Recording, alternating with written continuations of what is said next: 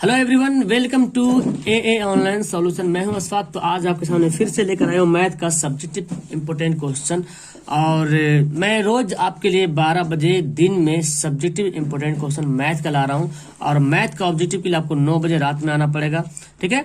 तो इस तरह से क्लासेस चल रही है ताकि आपका हेल्प होते रहे और आप यहाँ से एंटरटेनमेंट के साथ इसको बनाते रहो, सीखते रहो कुछ ना कुछ, है ना। बिकॉज एग्जाम बहुत नजदीक है, एग्जाम होना है, तय है एग्जाम होना, ठीक है। तो जो बंदे अभी तक कुछ नहीं कर रहे तो इसको देखिए, पढ़िए और समझिए और प्रैक्टिस कीजिए। जो मैं सवाल दे रहा हूँ बहुत इंपोर्टेंट सवाल है, ओके।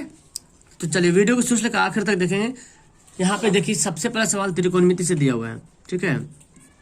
और त्रिकोणमिति का सवाल 2 ही नंबर में मिलता है, ठीक है। बड़ा से बड़ा सवाल आएगा तो लगभग 2 ही नंबर मिलेगा। 5 नंबर वाला में नहीं मिलता, 2 नंबर या 3 नंबर मिलेगा, ठीक है। यहाँ पे दिया हुआ सिद्ध करना है कि इसके ये जो है 1 के इक्वल है, ठीक है। सिद्ध करना है। इसको सिद्ध करने के लिए क्या करेंगे, ये हमारा LHS है, ये हमारा क्या RHS है। इधर वाला LHS, इधर वाला RHS। तो इसको बनाएंगे, हमारा आंसर ये आ जाएगा। तो लेते हैं LHS क्या है, साइन पर पावर 4 माइनस कॉस पर पावर 4 थीटा, बटे में क्या है sign square theta minus cos square theta, okay. अब देखिए इसको मैं कैसे लिख सकता हूँ। ये जो साइन पर पावर 4 है, इस 4 को हमको स्क्वायर में बदलना है, तो हम कर सकते हैं इसको हम साइन स्क्वायर थीटा का स्क्वायर, क्योंकि 2 दूना 4 ही होगा, ठीक है। और यहाँ पे क्या करेंगे, कॉस स्क्वायर थीटा का स्क्वायर करेंगे। और जैसे नीचे sign square theta minus cos square theta, ऐसा ही नीचे लिख देंगे, ओके। अब देखिए फॉर्मूला आपको पता होगा, ये देखो ए स्क्वायर, इस पूरा को ए जानो, ये जो पूरा है ना साइन स्क्वायर थीटा, इसको पूरा ए मानते हैं तो ए स्क्वायर हो जाएगा। आई कॉस स्क्वायर थीटा को बी मानते हैं तो यहाँ पे है हमारा पूरा बी, ये पूरा बी माना तो बी स्क्वायर। फॉर्मूला होता है ए स्क्वायर माइनस बी स्क्वायर, इसी के रूप में है, अरेंज हो गया वो। तो ए प्लस बी इंटू ए माइनस बी, हम ऐसे कर सकते हैं इस फॉर्मूला को, ठीक है। तो हम कर देते हैं, ए प्लस बी कौन हमारा है, साइन है ना। क्या लिखेंगे हम, ए प्लस बी, तो ए कौन हमारा साइन स्क्वायर, तो ए प्लस बी कितना है कॉस स्क्वायर, ए प्लस बी हो गया इंटू ए माइनस बी, तो ए कितना हो गया sine square theta minus b कितना है कॉस स्क्वायर थीटा, हो गया। चलिए अब नीचे जैसे ऐसे लिख देते हैं, sign square theta minus cos square theta. कुछ दिख रहा है आपको, ये sign square theta minus cos square theta, नीचे भी sign square theta minus cos square theta, ये दोनों आपस में सेम है। और बटा में भी तो दोनों कहाँ कट जाएगा। अब क्या बचा हमारा पास बचा है sign square theta plus cos square theta. और इसका फॉर्मूला आप याद किए हैं कि sign square theta plus cos square theta जो है 1 के इक्वल होता है। तो RHS क्या हो गया, प्रूव्ड हो गया। बस ऐसे ही बना देना है आपको, एग्जाम में सवाल ऐसे ही ऐसे आएगा। त्रिकोणमिति सवाल आपको प्रैक्टिस, जितना प्रैक्टिस कीजिए उतना आपके माइंड में सेव रहेगा सारा फॉर्मूला, नहीं तो आप भूल भी सकते हैं, ठीक है। चलिए अगला सवाल देखिए, यहाँ पे ये आपको ट्राइंगल से सवाल दे दिया हमें। और ट्रायंगल का भी सवाल बनाना जरूरी है, क्योंकि इस तरह का सवाल ट्रायंगल में भी 5 नंबर का सवाल आता है, लेकिन वो आता है सिद्ध करने वाला, ठीक है। तो इस तरह के सवाल जो आपको 2 नंबर में, अब 100% आना ही आना है इस पैटर्न पे, ठीक है।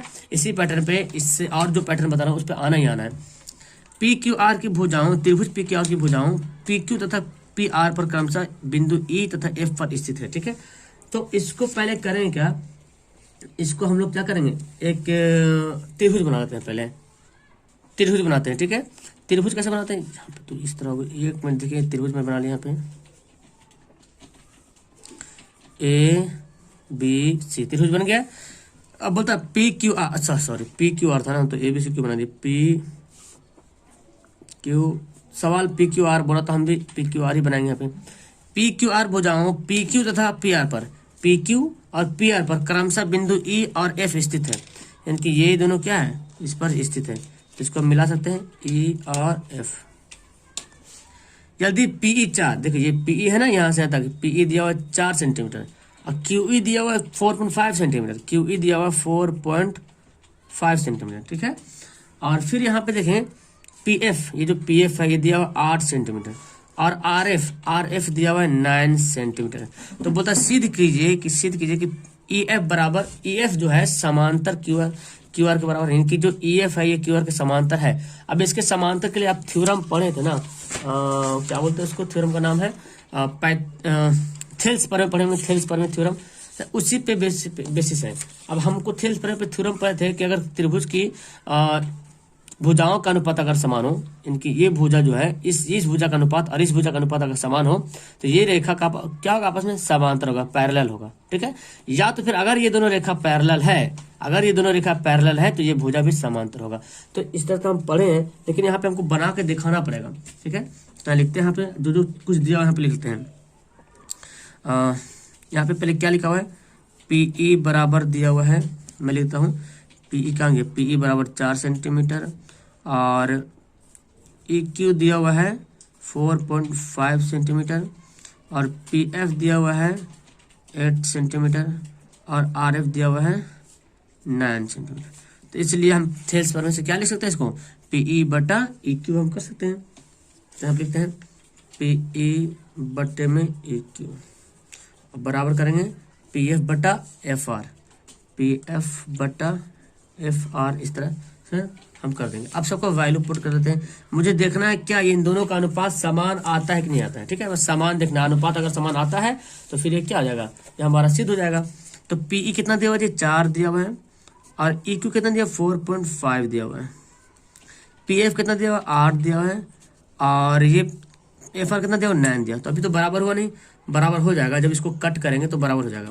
तो 4/4.5 हो गया इक्वल टू, इसको जब काटेंगे तो पता है इसको आधा करेंगे तो पता 4 दूना 8, 2 से काटेंगे तो 4 दूना 8, इसको 2 से काटेंगे तो 4.5 चूंकि 4.5 दूना पहाड़ा पड़े हैं ना, 4 दूना 8 पड़े हैं, 5 दूना 10 पड़े हैं, 4.5 दूना 9 पढ़िए, 4.5 दूना 9 होता है ना, तो ये 4/4.5 हम ऐसे लिख सकते हैं। तो दोनों देखिए 4/4.5, 4/4.5 बराबर आ गया। तो लिखेंगे इसलिए यहाँ पे लिखेंगे चूंकि, यहाँ पे चूंकि लिखते चूंकि PE जो है PE बटा EQ बराबर है FR बटा PF बटा FR, इसलिए जो EQ जो है क्या बोलता है, EF बोलता है ना, देखो EF पैरेलल QR, तो हम भी लिख सकते हैं, इसलिए EF जो है पैरेलल होगा QR का, ठीक है। ये हो गया प्रूव्ड, ये प्रूव करना था। ओके, समझ में आ गया आपको। चलिए अगला सवाल देख लेते हैं। ये सवाल थोड़ा सा है और ये 5 नंबर वाला सवाल आपको मिलेगा देखने के लिए। मॉडल बनाने वाली मिट्टी से ऊंचाई 24 सेंटीमीटर तथा आधार त्रिज्या 6 सेंटीमीटर वाला एक शंकु बनाया गया है। एक बच्चे ने इस गोले की आकार इसे जो है गोले के आकार में बदल दिया, तो गोले की त्रिज्या बताइए। तो एक बात तो यहाँ से वाज़ेह हो गई है, स्पष्ट हो गई क्या, कि अगर एक शंकु बनी हुई है मिट्टी से जिसकी ऊंचाई 24 सेंटीमीटर है और आधार 3 सेंटीमीटर है, तो शंकु को बच्चे ने क्या किया, उसको गोले में तब्दील कर दिया, ठीक है। तो जो शंकु का जो आयतन होगा वही गोले का आयतन होगा। ये तो बात क्लियर है ना, कि जो शंकु, चूंकि शंकु में जितनी मिट्टी लगी है शंकु में, वही मिट्टी तो गोले में लगेगी। तो मैं आपको एक बात बता दूं, ये सवाल ना 2 बार पूछा गया है एग्जाम में और सेम सवाल, सिर्फ डिजिट चेंज था। इस सारा लैंग्वेज सेम लेकिन डिजिट सेम। तो हालांकि सवाल में कुछ है नहीं, एकदम इजी है। सबसे पहले आप जब सवाल बनाने के लिए कोशिश करते हैं तो आपको चाहिए ये कि इसका जो फिगर बनता है उस फिगर को आप बना लें, ओके, फिगर को बना लें।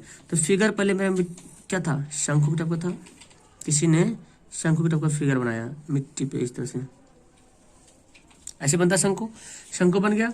अब बोलता कि मिट्टी, मॉडल बनाने वाली मिट्टी से ऊंचाई 24 सेंटीमीटर, ये ऊंचाई कितनी है, 24 सेंटीमीटर जो है इसकी ऊंचाई है। इसका नामकरण कर देते हैं ABCD, ठीक है। और आधार की त्रिज्या 3 सेंटीमीटर, यानी कि त्रिज्या कितनी है, 3 सेंटीमीटर। शंकु बनाया गया। अब देखो ये मिट्टी से शंकु बना दिया गया है। अब किसी बच्चे ने इसको जो है ना तोड़ दिया, अब तोड़ करके क्या बनाया, गोला बना दिया। तो जितनी मिट्टी इसमें लगी है उतनी ही तो मिट्टी गोला बनाने में लगेगी, है ना, यानी कि दोनों का आयतन क्या होगा, समान हो जाएगा। तो हम यहाँ पे लिखते हैं पहले जो दिया हुआ है, यहाँ पे लिखते हैं शंकु की ऊंचाई को क्या लिखते हैं हम, H लिखते हैं, यानी कि कितनी है, 24 सेंटीमीटर। और त्रिज्या बोले तो R कितने हैं, 3 सेंटीमीटर। क्लियर है। तो एक बात तो समझ में आ गया, स्पष्ट हो गया कि इसका आयतन निकालेंगे और शंकु का आयतन गोले का आयतन को बराबर कर देंगे। तो क्यों ना हम दोनों को सेम कर दें, दोनों को बराबर कर लें। अब बोलता है कि गोले की त्रिज्या निकालिए, तो गोले की त्रिज्या निकाल तो लेंगे, लेकिन पहले तो ये इतनी तो बात आपको कंफर्म हो गई है कि दोनों का आयतन समान होगा, ठीक है। तो यहाँ पे निकाल लेते हैं। देखो गोले की त्रिज्या वगैरह नहीं दिया हुआ है, इसलिए यहाँ पे डायरेक्ट लिख देते हैं। इसलिए प्रश्न से आप अलग अलग से बना सकते हैं। गोला का आयतन अलग से निकाल लो, शंकु का आयतन अलग से निकाल लो, गोले का आयतन बराबर कर दो। अच्छा तो एक में कर दो। प्रश्न में यही बोला गया है कि जो गोला शंकु का जो आयतन है वो गोले के आयतन के बराबर है ना। यहाँ लिखते हैं शंकु का आयतन बराबर है गोले का आयतन। ये प्रश्न में बोला गया है, हालांकि पूरा ऐसे स्पष्ट नहीं बोल रहा, लेकिन बातें वही बताई जा रही है। इसमें छुपी हुई वही बात है कि जो शंकु था उसको तोड़ के गोला बना दिया गया। ठीक है, बात वही है। तो इस तरह मतलब पता क्या चल रहा है, जब भी कोई सवाल बोले ना आपसे कि इसको पिघला करके कुछ और बना दिया, शंकु को पिघला के बेलन टाइप को बना दिया, रड बना दिया, तो दोनों का आयतन बराबर कर दिया, क्योंकि वही जितना कुछ है वही पिघलेगा, है ना। घना आपको पिघला के ये बना दिया, इसको तोड़ के ये कर दिया, तो मतलब जो आयतन है आयतन बराबर रहेगा। अब उसी से हमारा आंसर भी आने वाला। शंकु का आयतन फॉर्मूला बोलिए 1/3 पाई आर स्क्वायर एच होता है, और गोले का आयतन कितना 4/3 पाई आर स्क्वायर एच। गोला का हमको कुछ भी नहीं पता है, ठीक है। अच्छा, गोला का जो आयतन होगा, इतनी बात तो आपको पता, एक minute sorry, 4/3 pi r cube होता है। गोला का आयतन 4/3 पाई आर क्यू होता है। गोला में तो ऊंचाई होगा नहीं, 4/3 पाई आर क्यू, ठीक है। तो आप यहाँ पे देखिए, ये शंकु का तो ऊंचाई पता है, त्रिज्या पता है, लेकिन इसकी नहीं पता है। तो ये देखो 3 तो पहले कर सकते हैं वैसे ही, और पाई भी कर सकते हैं, ठीक है। अब यहाँ पे क्या बचा, आर स्क्वायर कितना है, गोले शंकु की त्रिज्या आर कितना है 3 का स्क्वायर, और एच कितना है 24 है, तो 24 यहाँ पे लिख देंगे। और यहाँ पे क्या बचा 4 और आर क्यू। अब देखिए जी 3 का स्क्वायर है ना, तो 3 का स्क्वायर रहने देते हैं सही, और 24 है आर क्यू। तो कुछ तो मैंने किया नहीं, काट देना, 4 से कटेगा, 4 से कटेगा 4 छक 24, है ना, कट जाएगा। तो अब देखो यहाँ पे पता क्या चल रहा, हम यहाँ पे क्या करेंगे, आर क्यू बराबर क्या हो गया 3 का हो गया, 3 का स्क्वायर और 6 हो गया। अभी नहीं करेंगे, अगला लाइन में करते हैं। आर एक क्यूब को उधर भेजते हैं, ठीक है। तो 3 का स्क्वायर और 6 का ओवर रूट बन जाएगा ये, और एक क्यूब घनमूल बन जाएगा, ठीक है। 3 को मैं कैसे लिख सकता हूँ, इस 3 को, 3 कितना बार है, 3 जो है ये 2 बार है, 3 × 3, और 6 को तोड़ेंगे तो 3 दूना 6 टूटेगा, है ना जी। 3 तोड़ेंगे तो 3 × 3 टूटेगा 2 बार में, क्योंकि पावर तो अच्छे 6 दूना 3 दूना 6, ये 3 पावर है। घनमूल में होता है क्या कि अंदर से 3 जोड़ा मिलकर बाहर निकलेगा, ठीक है। तो ये तो जोड़ा निकल गया बाहर, है ना, ये तो जोड़ा मिल रहा, तो हम इसको क्या करेंगे, इसको जो हम बाहर निकाल लेंगे। ओके, तब देखिए 3 यहाँ पे बोला जा रहा, तो 3 तो 3 निकल जाएगा बाहर, और रूट बचेगा 2। इसलिए गोले की त्रिज्या यानी कि आर बराबर 3√2 सेंटीमीटर हो गया। यही इसका आंसर है। क्लियर है, समझ में आ रहा। तो घनमूल में क्या होता है 3 जोड़ा होता है, और वर्ग में 2 जोड़ा निकालते हैं। समझ में आ गया सवाल। चलो तो सवाल नंबर 4 पढ़ते हैं। अब देखिए सवाल नंबर 4 यहाँ पे बोला क्या जा रहा, बहुत अच्छा सवाल है, और निर्देशांक ज्यामिति में सवाल आने के बहुत चांस रहता है। के का मान निकालना है, तीनों बिंदु दिया हुआ है, ठीक है। और एक बहुत बड़ी कंडीशन यहाँ पे दिया कि संरेखी, क्या है, संरेखी है। तो हम संरेखी जैसे ही बोल दिया ना कि संरेखी है, मतलब ये हो गया कि त्रिभुज का क्षेत्रफल जो है क्या होगा 0 के बराबर होगा। तो हम यहाँ पे ले लेते हैं, माना कि 4 6 = x1 y1, ठीक है।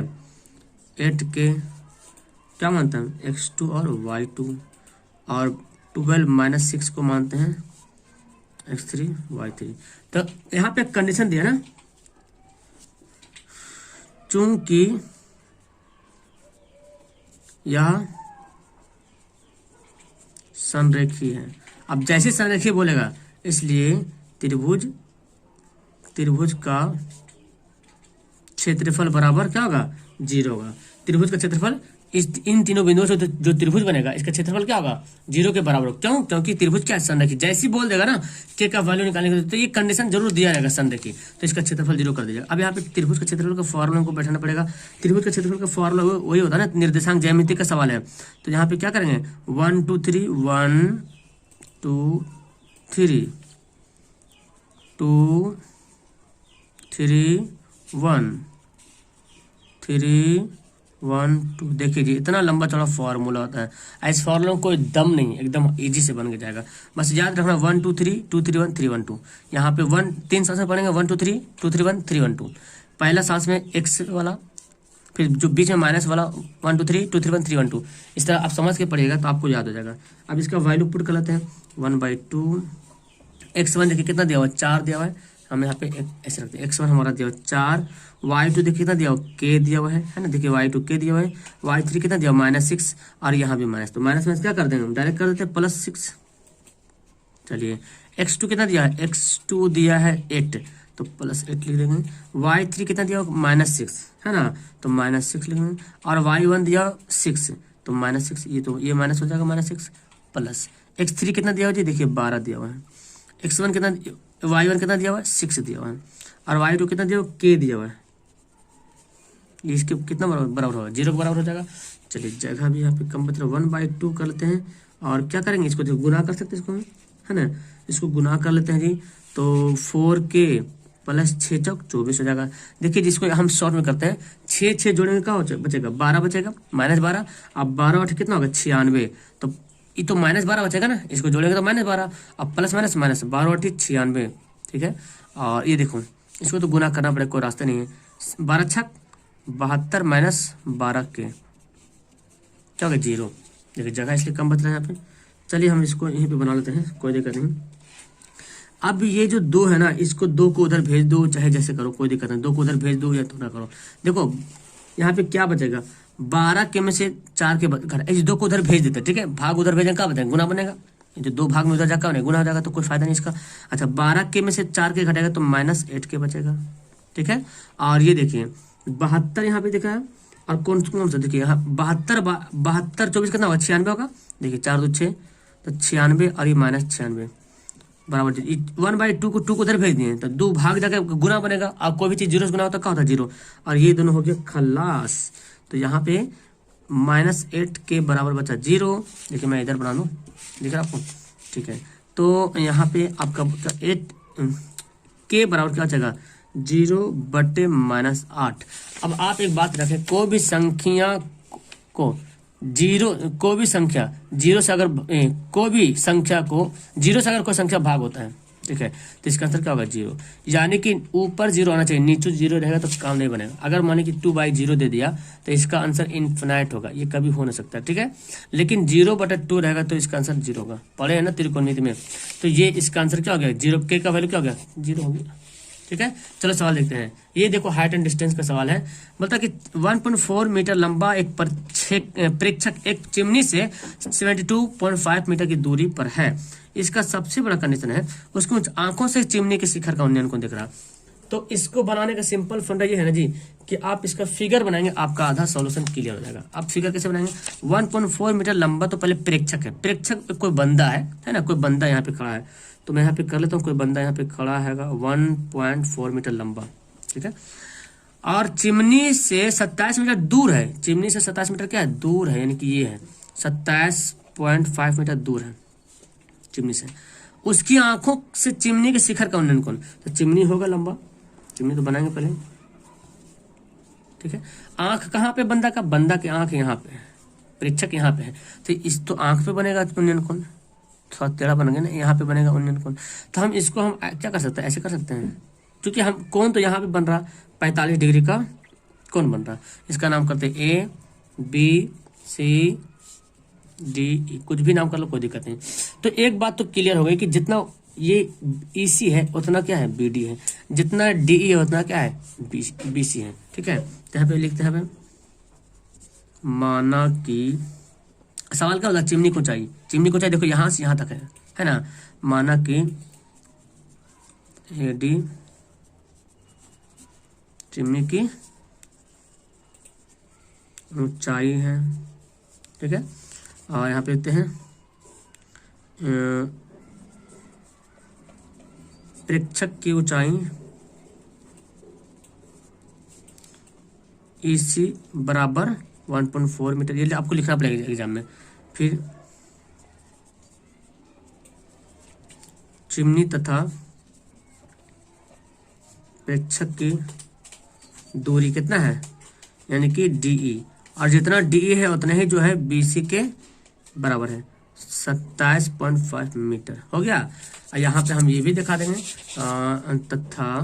तथा क्या है यहाँ पे देखिए बी डी जो है वो सी के बराबर यानी कि 1.5 मीटर, इतना आपको लिखना पड़ेगा। अब हम जान रहे हैं, देखो ये तो पता चल गया, ये जितना ये है उतना ही ये है, हमको सिर्फ ये निकालना है। क्योंकि ये वाला भाग पता चल गया कि बी डी जो है वो इसी के बराबर है, ठीक है, तो ये निकालते हैं। तो इसलिए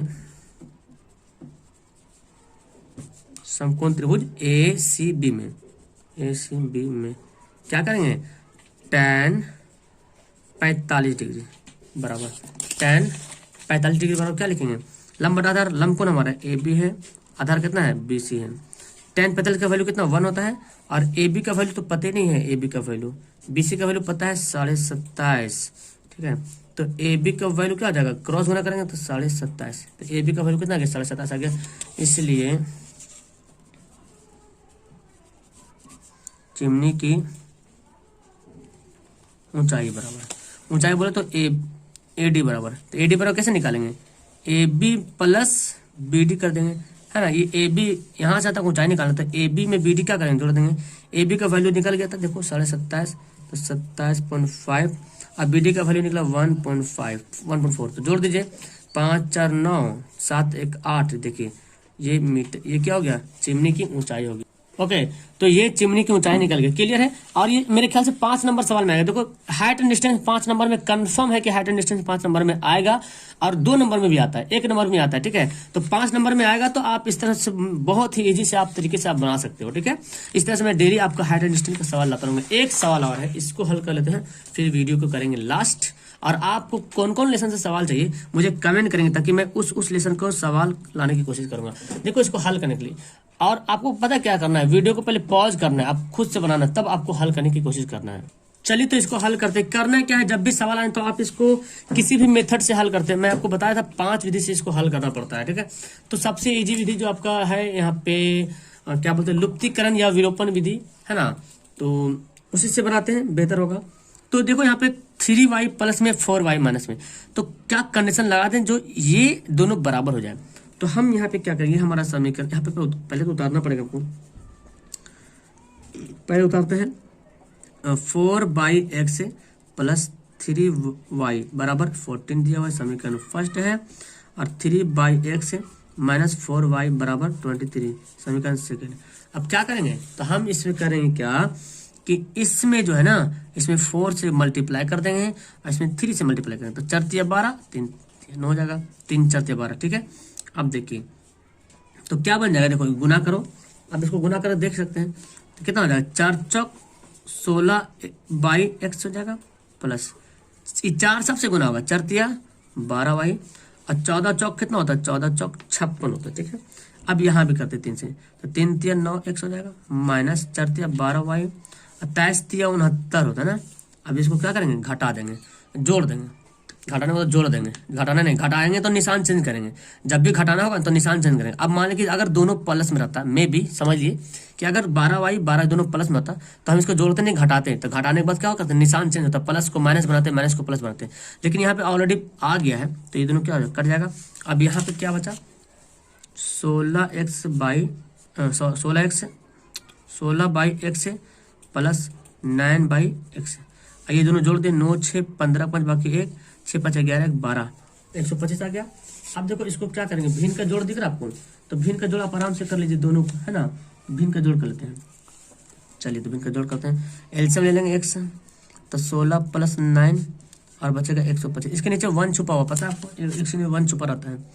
तो देखिए कितना हो जाएगा, 25/x हो गया, और ये 125, क्रॉस गुना कर दें, मल्टीप्लाई करें, क्रॉस जब भी रहता क्रॉस, तो 125 x से बराबर क्या होगा 25, तो x से बराबर क्या होगा, देखो x से बराबर क्या हो जाएगा 25 बटे ये 125 आ जाएगा भाग में, तो 25 पचे 125, यानी कि 1/5 आ गया ना। कोई दिक्कत है इसमें, इसमें कोई दिक्कत लगा, इतना भिन्न का जोड़ तो आप शुरू में 4 5 में बनाए होंगे भिन्न का जोड़, बस जो भी दिमाग लगाना है यहाँ पे दिमाग लगाना, बाकी सारा कहानी एकदम पिछला कहानी है। अब बंदा को ये भी नहीं आए तो फिर क्या करें हम, इतनी मेहनत कर रहा हूँ। ये 5 होगा, सॉरी x नहीं 5 होगा, 1/5, तो x का वैल्यू तो आ गया 1/5। अब हमको y का वैल्यू निकालना है, तो y का वैल्यू किसी एक में रख दो, समीकरण फर्स्ट में रख दो, सेकंड में रख दो।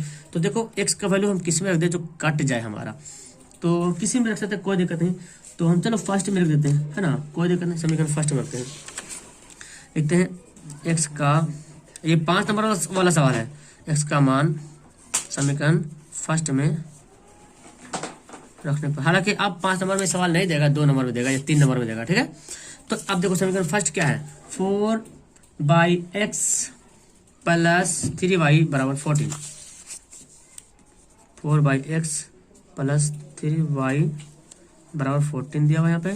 तो x का वैल्यू कितना है, 1/5 है, तो इसको हम रख लेते हैं 1/5। तो 4/x का वैल्यू कितना, 1/5, यहाँ पे 1/5 ले दिया। 3y बराबर 14। तो आपको पता है ये भाग है, क्या है, भाग है, और भाग को गुना में पलटते तो क्या होता है, उल्टा होता, उलट जाता है ना। देखिए 4/1 गुना 5 ऐसे हो जाएगा, ठीक है। तो 5 कितना हो जाएगा, 20 हो जाएगा, 20 बराबर 3y बराबर 14। ओके, तो अब ये हमारा आ गया। ये कैसे आया पता चल गया ना, ये 4, ये मेन बड़ा बटा में 4 के नीचे तो एक छुपा हुआ रहेगा ही, ये 1/5 है। तो 4 को क्या और उल्टा के गुना में पड़े तो 5 ऊपर 1 नीचे, तो 5 चौक 20 हो गया, 20/1 तो 1 लिखने की जरूरत ही नहीं पड़ता है। 20 को इधर भगाते हैं यहाँ से, तो 20 प्लस में जाकर क्या बनता है, माइनस बन जाता है। एक बात याद रखिए, जब भी कोई भागता है ना शक्ल चेंज करता है, आपको ये पता है ना, जब भी कोई गुंडा भागता है इस शहर से उस शहर में तो अपना शक्ल सूरत सब चेंज करता है। इसका भी वही हाल करते हैं, इधर से ये प्लस जाएगा तो बन जाएगा माइनस, और माइनस जाएगा तो बन जाएगा प्लस में, ठीक है। इतनी बात याद रखें। ये कितना जाएगा, -6। अब देखो 3 है गुना में, 3 कितना है, हमको 3 भी भगाना है यहाँ पे से, तो 3 भगाना तो क्या गुना जाके बन जाता भाग में, ठीक है। 3 दूना 6, y बराबर कितना गया, -2। तो अब लिखेंगे इसलिए x बराबर 1/5, y बराबर -2। अब यहाँ पे 5-6 सवाल क्लियर हो गया।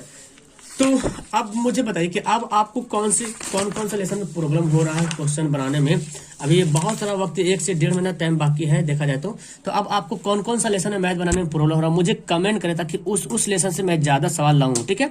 और आपको इतना मैं बना दूं कि आप उसकी आदी हो जाओ, मतलब आधे उसमें आदत लग जाए आपको बनाने के लिए, भूले नहीं, ठीक है। मजा आया पढ़ने में। और सबसे बड़ी बात बता दूं यहाँ पे कि यहाँ पे सुबह जो है क्लासेज जो चल रही है, यहाँ पे एक बार फिर से देख लीजिए, क्लासेज जो चल रही है, सुबह 6 बजे क्लास चल रही है, 9 बजे सुबह में क्लास चल रही है, 12 बजे दिन में मैथ क्लास चलती है, सब्जेक्टिव क्लास, ठीक है। 9 बजे जो है सब्जेक्टिव क्लास चलती है साइंस सोशल का, इसमें ऑब्जेक्टिव क्लास चलता है रैंडमली, कभी मॉडल सेट वगैरह। 12 बजे मैथ का सब्जेक्टिव, 3 बजे PM को हिंदी, इंग्लिश, उर्दू, संस्कृत वगैरह चलते रहता है। और 6:30 बजे शाम को आपका मैं लैब आता हूँ डायरेक्ट, और आपसे मैं डायरेक्ट लैब आता हूँ, ये सब वीडियो रिकॉर्डेड रहता है। और 9 बजे रात में ये चलता है मैथ का ऑब्जेक्टिव, ठीक है। तो इतने सारे क्लासेस चल रही हैं, तो आप भी आओ, इतनी मेहनत कर रहा हूँ आपके लिए। और अगर आप ही नहीं पढ़ोगे तो फिर क्या होगा, फिर तो चिराग तले अंधेरा हो जाएगा, है ना। चलो फिलहाल मोबाइल आपके पास है और आप ही ना पढ़ो तो फिर चिराग तले अंधेरा। आप बहुत खुशकिस्मत हो कि आपके पास मोबाइल भी है। अब बहुत 50% ऐसे बच्चे हैं जिसके पास मोबाइल नहीं है, तो बहुत अच्छी बात है, पढ़ने की जरूरत है, मेहनत करने की जरूरत है। Okay bye, that's all, thank you everyone.